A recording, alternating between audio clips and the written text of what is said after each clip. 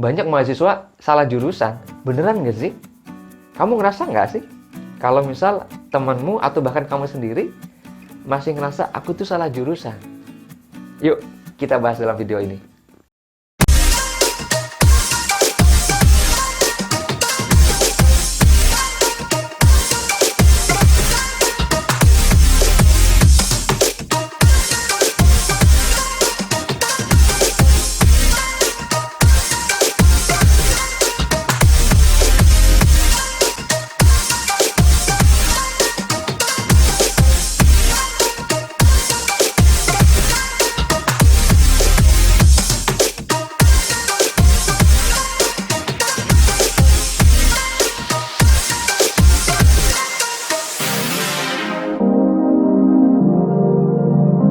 Yap, teman-teman semuanya, ada sebuah penelitian dari Indonesian Career Center menyatakan bahwa 87% mahasiswa menyatakan dirinya salah dalam mengambil jurusan.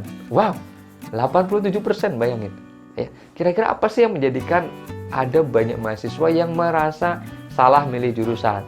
Yes, beberapa hal yang menurut saya itu menjadi faktor. Satu, pas dia milih jurusan, dia cuma ngikutin tren, kayaknya keren deh, sehingga dia ngambil jurusan itu, ya. Yang kedua apa? Dia ngikutin temen nih. Wah, temanku ngambil jurusan itu. Ambil gitu kan. Ternyata pas udah ngambil, kok susah ya, kok beda kayak yang aku pikirin dan seterusnya. Yang ketiga apa? Ngambil jurusan karena dipaksa orang tua, ya nggak? Ada nggak yang ngerasa kayak gitu?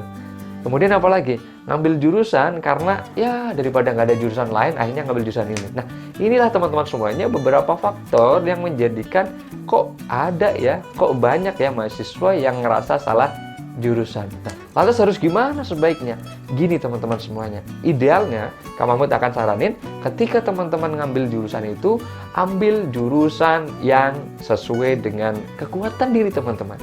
Sukanya di mata kuliah apa, sukanya di mata pelajaran apa, kemudian nilai terbaiknya pada saat dulu kuliah di SMA, pada saat dulu sekolah di SMA, itu di bidang apa. Nah, dari nilai itu, dari kecintaan itu, ambil tuh jurusan yang selaras. Dengan begitu nanti teman-teman akan enjoy, akan menikmati masa-masa kuliahnya. Kan sayang banget, teman-teman akan kuliah 4-5 tahun atau bahkan lebih, di jurusan yang teman-teman sejak awal nggak nyaman, nggak suka, bahkan nggak menguasai. Maka pastikan pilih jurusan dengan bijak berdasarkan kekuatan diri kita, berdasarkan potensi kita, berdasarkan mata pelajaran yang kita sukai sejak duduk di bangku SMA. Nah, terus gimana dong? Kalau misal sekarang saya sudah masuk jurusan, kemudian sebenarnya saya nggak suka. Ya, yang harus kita lakukan adalah gini teman-teman semuanya.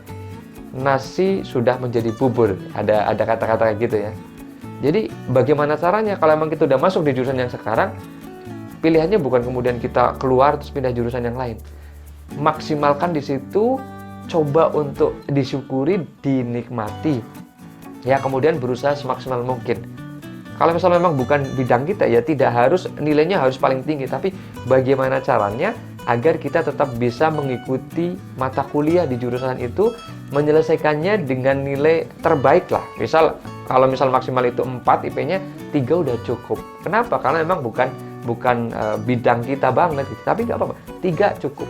Ya. Dan sembari itu teman-teman semuanya, sembari itu teman-teman juga kembangin nih skills yang lain selama kuliah. Jangan hanya sekedar fokus pada jurusannya. Belajarlah bisnis misal, belajarlah